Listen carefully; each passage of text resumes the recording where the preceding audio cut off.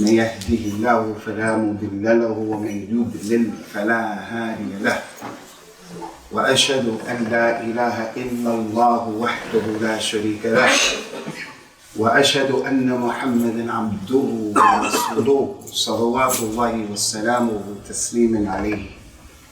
أما بعد فإن خير الكلام كلام الله وخير الهدى هدى رسول الله صلى الله عليه وسلم وشر الأمور محدثاتها وكل محدثة بدعة وكل بدعة ضلال وكل ضلالة في النار. From the famous statement of the Nabi sallallahu alayhi wa sallam from his Jawami' al-Kalim is the hadith that everybody heard where he says sallallahu alayhi wa sallam إِنَّمَا بُعِثْتُ لِأُتَمِّمَ مَكَارِمَ الْأَخْلَاقِ.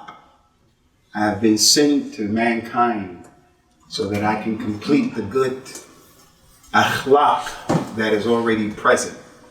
So this hadith has a lot of meanings to it, but one of the meanings it helps us to understand that the Nabi of Islam sallallahu alaihi wasallam, when he came to the Arabs of Quraysh and other than the Arabs of Quraysh, they were already on a level of akhlaq that a lot of the other were not on.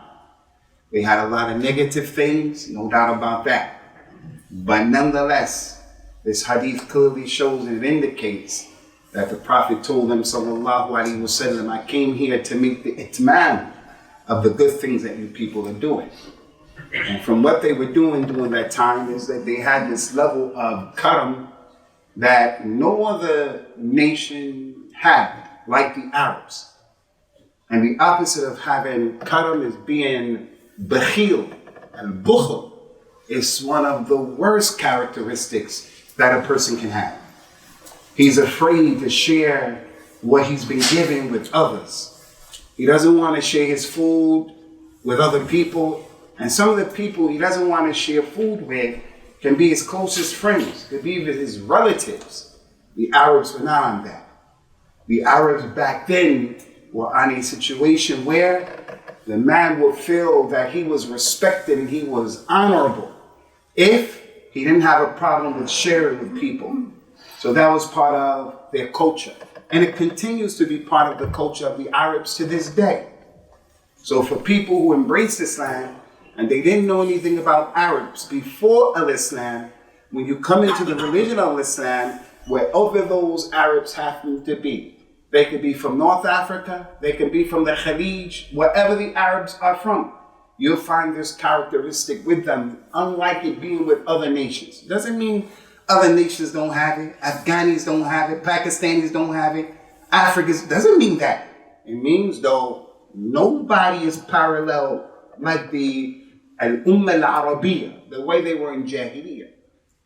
Another thing that they had from the good akhlaq was this issue of their language, the Arabic language. Back then, when a man used to speak, he knew by speaking in public and people were listening to him, this is a sign of his intellect. The Arab wasn't a person who speaks like the Arab today. The Arab today, when he speaks, he doesn't care whether his kalam makes sense or doesn't make sense, whether it is beautiful, whether it's not beautiful, whether it shows that he's intelligent or doesn't show that he's intelligent. As long as you understand that's what the Arabs are concerned with today. You go in any the Arab country. That's not me putting the Arabs down.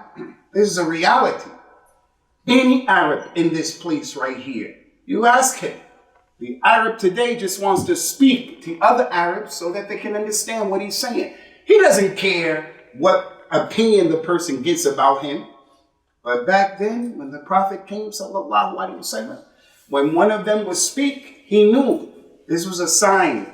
This is an indication. This person is talking. His usage of the language and the words and the way he gives images, it's a sign and it's an indication that he's intelligent.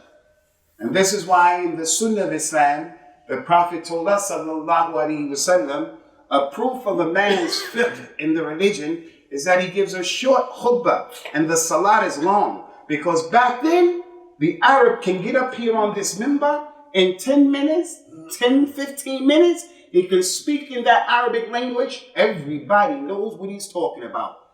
He knows where the pronouns are returning to, the dama'ir. He knows what his qasd is and so forth. Now you can't do that. You have to take 30 minutes. You have to take 45 minutes. And you have to speak other languages for people to understand you. But back then, speaking in classical Arabic, the mother tongue of those Arabs, it was a sign of intellect. And that's good akhlaq. That you want people to think that you are a person who's aqil, hakim. This thing about, I don't care what people think about me. That's not from our religion. The Prophet told this community, sallallahu alaihi wasallam, antum shuhada'ullah fil ard. You people are Allah's witnesses. Someone in our community said, I don't care what they think about me. Where do you get that from? That's a kafir concept. That's not from our religion. I get on the minbar, I choose any topic that I want to talk about, and I deliver it in any way, offensive. I curse. I use the worst curse words. I said, I don't care what you do. And that's not our religion. You have to care about what the Muslim community thinks about you to a certain degree. Now, if the Muslim community is doing the wrong thing, believing the wrong thing, supporting the wrong thing, then don't care what they believe and what they think. Don't care what they think. If you're by yourself, you're another person, don't worry about that.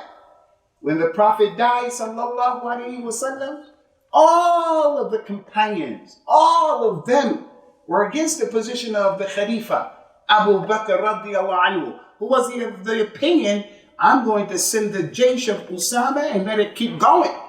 Because it's the knot that the Nabi of Islam, he tied that knot, I'm not coming to untie it. Umar, Uthman, Ali, all of them say, Abu Bakr, we don't agree with what you're doing, we don't agree with it. Abu Bakr stood by himself. He wasn't afraid of what those people thought, but it was an issue where the haqq was with him, the dalil was with him. As for the dalil and the haqq is with everybody else, and you say, I don't care what people think, that's not from our religion. So now, Ikhwani, the point that I want to make, the Arabs were on a high level of akhlaq. Their language itself. Here in England, the mother tongue of England is English. So they're supposed to have pride in their language. And that's something they used to have. So when you went to school in this country, 20 years ago, 30 years ago, when you went to school here, you used to learn how to read and write. Now, people can't read and people can't write. Social media. Everybody's writing with abbreviations. The person can't even string along a sentence and the nahwu of that sentence is correct. Our children don't know how to write. They want to put laughing out loud, they'll put LOL. In one word, they'll start the beginning of the word with a lowercase letter. The second letter, an uppercase letter, and that's how we write. Half of the word is written in cursive, the other half is written in just regular print. People don't take pride in what I say is a reflection of my mind. So when I start to speak, people get an idea and a concept, what is my mind? But now that's not the day. He'll come, he'll scream in the street. He'll fight in the street. He'll use curse words. The Arabs were not like that. So the Prophet came, sallallahu alaihi wasallam, to make the itmam of the akhlaq that was already there. It wasn't that they didn't have any, but they had some characteristics that were a problem. And he came to eradicate those issues, especially issues as it relates to masculinity. What is al-rujula in al-Islam? What is al-muru'ah in al-Islam? In this religion of al-Islam, the way the man comes out of his house, he's making a statement. The way he is with the people, he's making a statement. And Islam has always paid attention to this issue. We come to Europe, and we live in Europe, and these issues, they get chiseled away bit by bit. So the Nabi, he came to eradicate some of the stuff that they believed in. And some of the stuff he came to make them understand it's not the way you think. For an example, as it relates to being a man. Those same Arabs back then who had a level of akhlaq, they used to think just because he's an Arab, he will walk through this door of other men. We come from Africa, we come from China, we come from different places. Some are stronger than others, intellectually, physically. Him coming through the door as an Arab, people come through the door and think I'm better than everybody in here because I'm an Arab. That was his mentality. So when he walks in the door, you look at him and he really believes because he's an Arab, he's better than every other man here. His culture, his being, his existence. Prophet Muhammad brought a religion that told that man, no, mister. There's no virtue for the Arab over the non-Arab, nor for the non-Arab over the Arab. The best of you is the one who is most conscious of Allah. And Abu Bakr and Uthman, they didn't have a problem with that.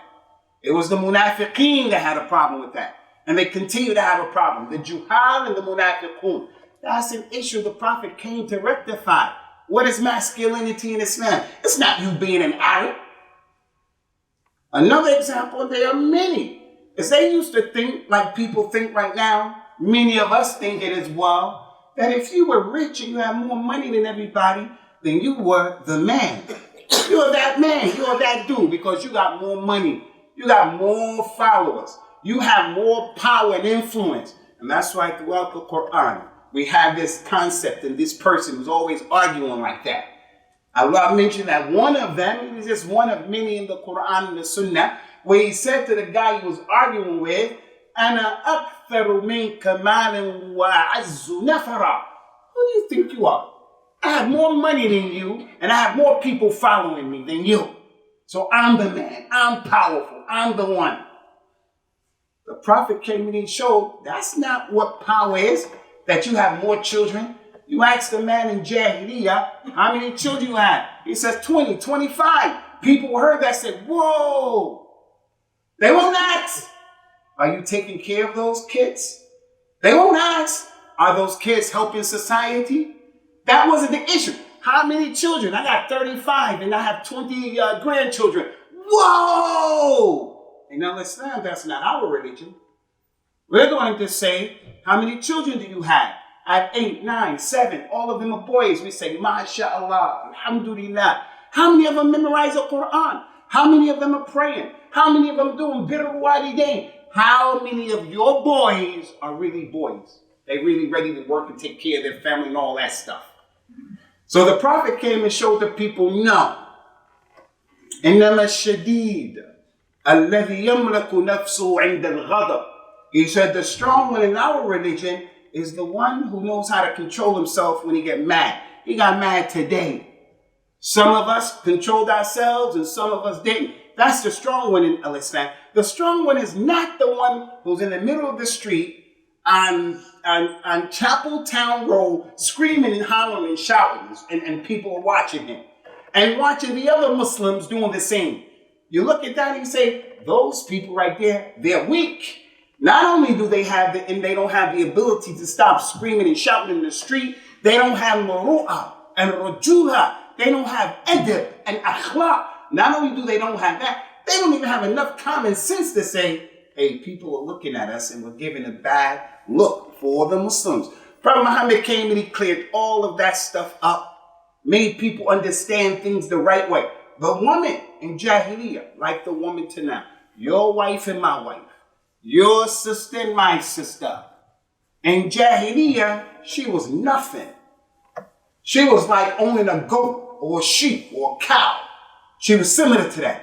She had no rights. No rights who she could get married to, how she could get divorced. If she had babies, who take a baby, who doesn't take a baby. She didn't have anybody to complain to. That's how she was in Jahiliyyah. And you were a man, the more you were rough and tough with your wife. The Arab was saying his poetry, I went and buried my little daughter alive. And her mother didn't say anything, her mother's mother didn't say anything, and her aunties didn't say anything. And my sisters didn't say anything. As if that's a dalil and a sign that he's strong. What he's trying to prove was, no woman can talk to me. Prophet Muhammad came and he changed that. Sallallahu alaihi wasallam. And he said to this community, the best of you is the one who is the best to his family. And I'm the best one to my family. I don't beat up my wives. I don't curse them out. And so forth and so on. So what's the point, Ikhwani? I want to talk today, inshallah, about an issue that the Prophet came with, sallallahu alaihi wasallam, and he rectified it, that As it relates to masculinity, we look at it the wrong way today. The Arabs looked at it the wrong way as well. But the Prophet brought it to say, hey, everyone amongst you, you can't understand this thing in the European way. You can't understand it in the way of what the kafir narrative and understanding is, because it's important in Islam. And that is this concept of having shyness and modesty. How everybody has to have Hayaa in this masjid. And that it is not a characteristic for your daughter and your wife only. I stand here and I say to you, I wouldn't want my daughter, my son to marry any woman who doesn't have Hayaa. It is a characteristic that is alzaq with the woman. No doubt about that. Allah mentioned in the Quran, فَجَاءَتْهُ إِحْدَاهُمَا تَمْشِي عَلَى اسْتِحْيَاءٍ. In the story of Musa, when he killed the man, he left Egypt and he was looking for help from Allah Azza wa Jal. He saw the two ladies and they wanted to water their things, but they were afraid, they were shy, so they didn't mix with them. Musa said, I'll do it. The girls didn't want to mix with the men out of Hayaa. What I look like working with a bunch of men in the office. And when I go to work with tight-fitting hijab on, and everybody can see all of my ma'asib. And this is being progressive. And as a father, I don't have anything to say. As a father, I'm not going to let my daughter work in that environment. But she's a revert girl. She's a revert. She's a teacher. So at lunchtime, she has to sit in the office or the room with the other men. We say, hey, work. I'm not going to say you can't work, sister. That's your job. Dress properly. And don't kick the woolly bobo and be sociable with them men like that. That's not from Islam. The woman more than anybody should have Hayaa. I say to any young brother who didn't get married yet, Qasim, any of you, never marry a woman who is a tiger, a lion, a dragon, a rough and tough woman. We have them in our community. We have those women who are the satyr and the sulta. It's with the woman. You don't want to marry somebody like that. Al-Hayaa, modesty. Everybody he has to have this modesty. And it doesn't mean this is something that women have. The Prophet was sitting with his companion, sallallahu alaihi wasallam, and he had his pants leg rolled up with his feet in the water cooling off. And Abu Bakr came and knocked down the door. They said, come in. And then Umar came and knocked down the door. He said, come in. And then Uthman, Dhu Nurayn, came and knocked down the door. Rasulullah said, hold on, don't let him in. And he took his feet out of the water and pulled his clothes down and covered the low extremities. Aisha, being a student of the religion, a woman, anytime they saw something, they heard something. Ya Rasulullah, why did you do that? Abu Bakr came, Uthman came, he didn't do it. Then Uthman came. He said, أَفَلَا أَسْتَحْيِ مِنْ رَجُلٍ تَسْتَحْيِ مِنْهُ الْمَلَائِكَةُ. Should I not be shy of a man who the malaika are shy of? Which is a dalil that the malaika have Hayaa. And Uthman Dhur Nurayn has Hayaa. Rasulullah married his two daughters to the same man. That by itself is from his manaqib, his fada'i. It's a dalil that this man is a rajul. Rasulullah wouldn't marry his daughter, not a single one of them, to any Amr, Bakr, Zayd from the people. Would you do that? The richest man comes and he wants to give you 50,000, 100,000 pounds as a mahar. For you, you get 100 grand, your daughter get 100 grand, and your wife get 100 grand. But he has no deen. There are many people who say, oh, that's a good bargain. And we fall under that hadith that the time will come when a man doesn't care where his money comes from, halal or haram. The important thing is just let me get money. As it relates to the companions, the Nabi of Islam would never marry his daughter to someone like that. So the angels, they have Hayaa. So that's a sign and indication in our religion. And Hayaa is not something just for women. Dhul Nurayn, Uthman, he had Hayaa. One of the 10 people promised paradise. Anas ibn Malik said about our Nabi sallallahu alayhi wa sallam, kana an-Nabi sallallahu alayhi wa sallam ashaddu haya'an min al-'adra'i fi khidriha. Rasulullah had more modesty and more shyness than a virgin girl in the inner recesses of her home. A virgin girl, وَلَا تَكَادٍ تَجِدَ الْيَوْمِ. The Adra. You know, in our religion, if a man's family came and said, we want to marry your daughter to our son, they say, okay, upshit, no problem. They go to their daughter and say, hey, so-and-so's family wants to marry you, the son. The daughter, she puts her head down and she doesn't even say anything. She walks away. In Islam, that counts as, yes, I'll do it. Because she is a virgin. She's Avra. She's not going to say, yeah, I want to marry her. Let's make it happen. I want to get my party on now. She's not going to say that. But that's how the woman is developed today. Through social media. The Muslim woman is like that today. All you have to do is look at TikTok and you'll find the virgin girls of the Muslims going to their enemy's house, another virgin girl, and kicking the door down and beating her up, her mother and her sister. And they're all teenagers trying to get married. That's the life of the people today. Shahid, our Nabi, sallallahu alaihi wasallam, he was a modest man. They said whenever we saw that he didn't like something, we saw it in his face. Pay attention to this. If he didn't like something, we saw it in his face. His face would get red. He would frown. He would turn his face. But what he didn't do, he didn't get up and start screaming. Allah yastahi ar-rajulu minna. A man from amongst us, he gets mad and he says to his wife, Allati anjabat lahu awladahu. And he starts to call her names. Like she's a sharmuta and other curse words. Yahi. Don't you have some Hayaa? They knew Prophet Muhammad's anger from his face, not from screaming and cursing. Just today, some of us have fallen into that. Just today. And right now I'm at the Jummah. I forgot that I behaved that way. Yahi, afala tastahi. Aren't you embarrassed that your sister's husband, your brother-in-law, he pays more money to your mother and the musa'ada that your mother needs, your brother-in-law does it more than you? And she's not even his mother. That's your mother. Or that your brother-in-law treats your mother better than you. You're the eldest out of all of your siblings. You're the eldest. But you're the one who doesn't work. You're the one who's a problem. Don't you have Hayaa? That's our religion. The Prophet said about al-Hayaa sallallahu alayhi wa alihi wa sallam, al-Haya'u shu'batun min al-Iman. It is a branch of faith. Al-Haya'u la ya'ti illa bi khayr.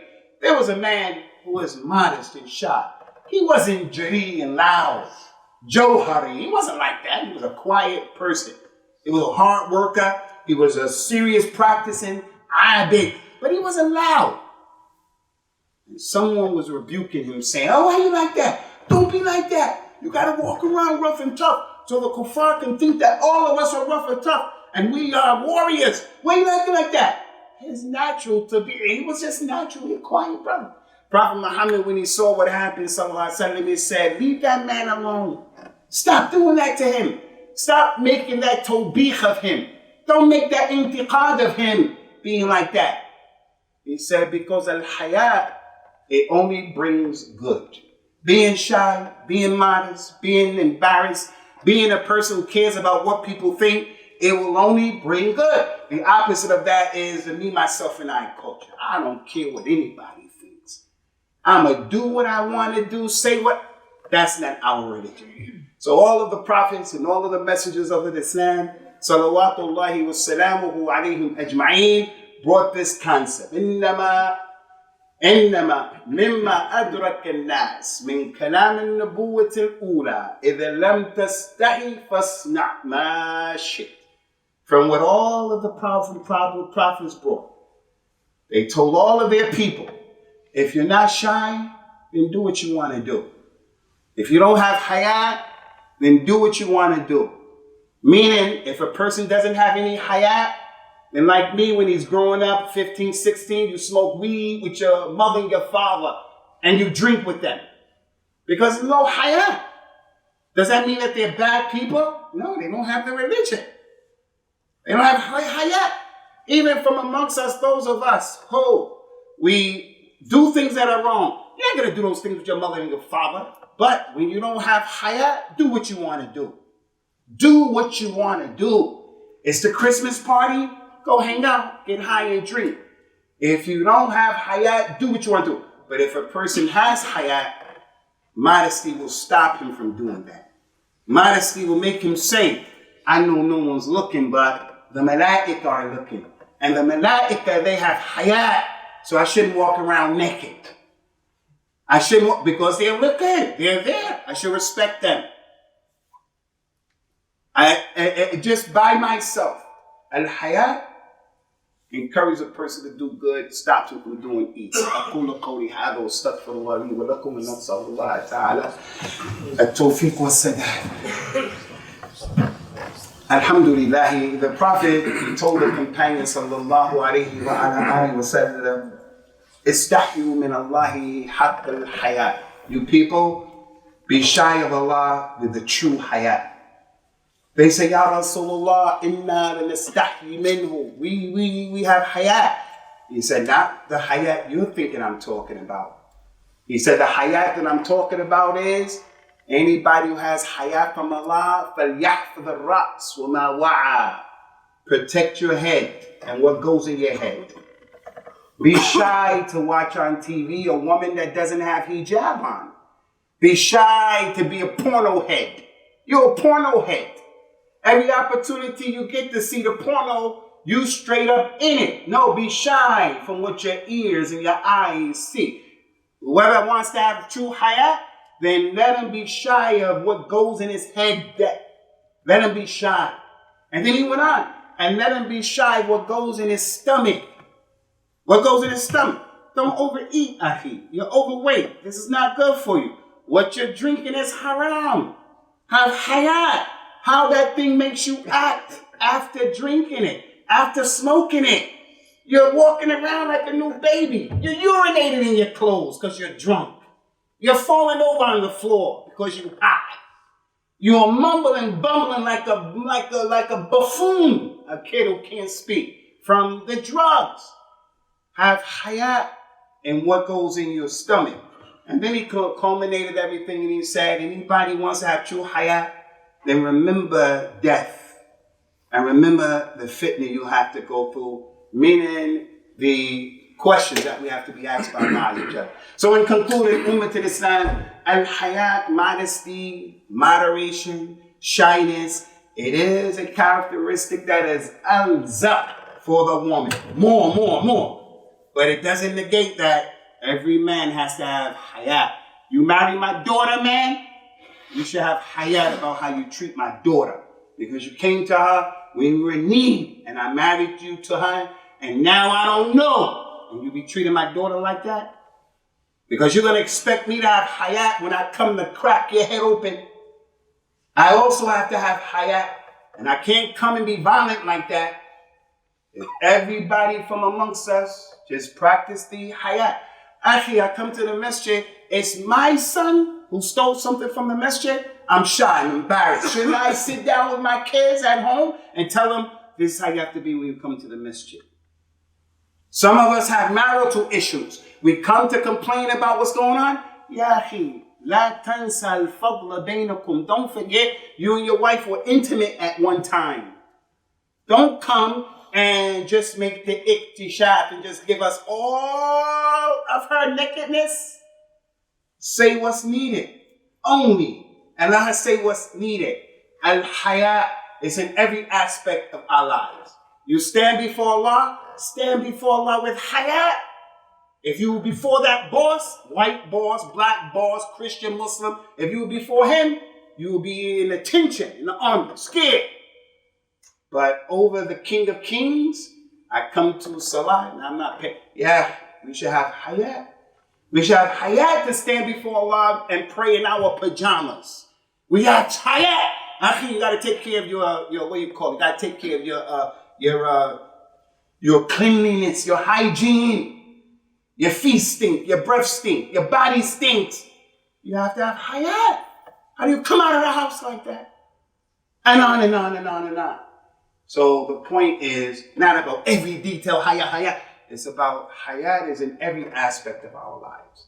So I should have Hayaa and not go too far in the Khutbah and Sheikh.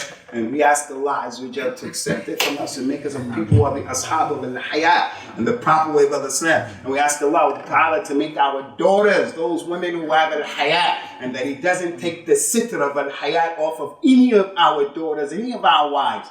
And we ask Allah Subhanahu wa Ta'ala for the Hayaa that should be there as it relates to us in our dealing with our families. Aqimus salat. Yarhamakumullah. الله أكبر.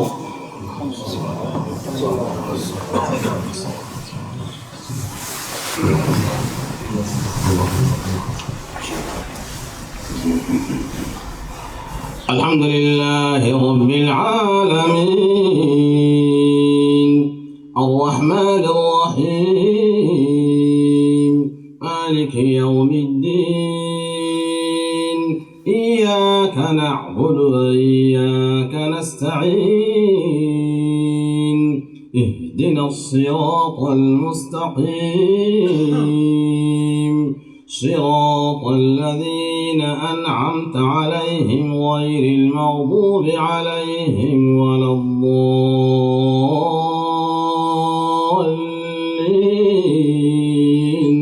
آمين.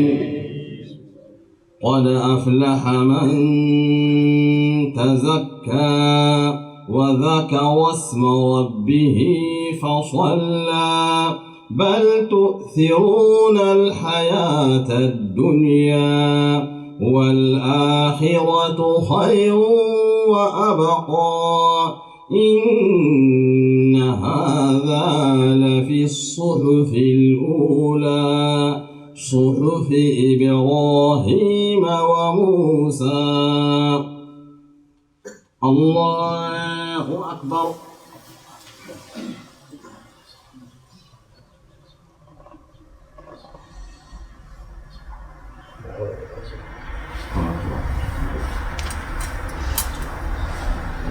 سمع الله لمن حمده. الله أكبر.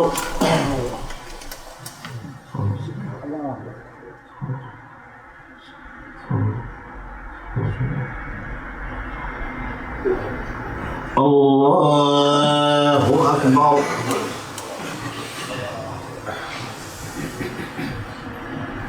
الله أكبر.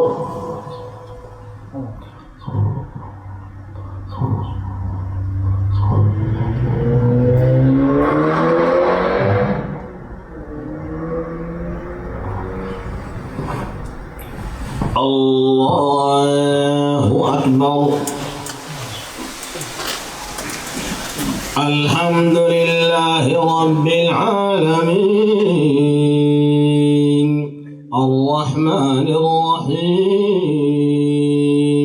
مالك يوم الدين إياك نعبد وإياك نستعين اهدنا الصراط المستقيم صراط الذين أنعمت عليهم غير المغضوب عليهم ولا الضالين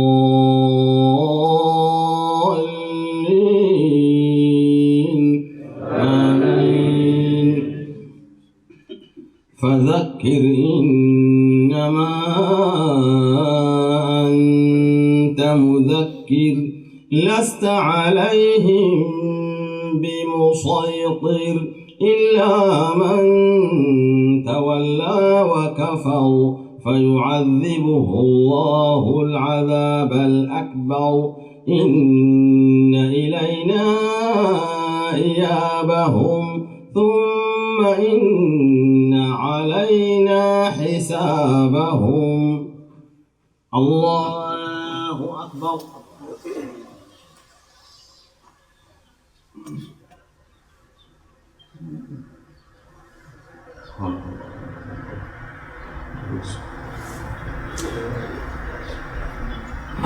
سمع الله لمن حمده.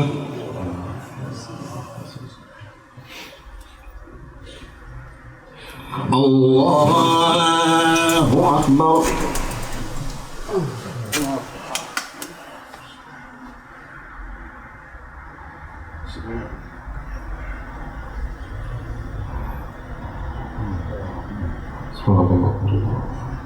الله أكبر.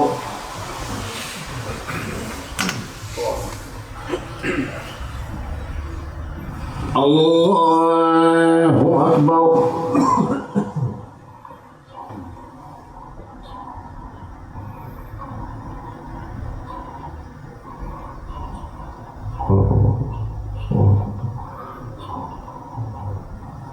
الله أكبر.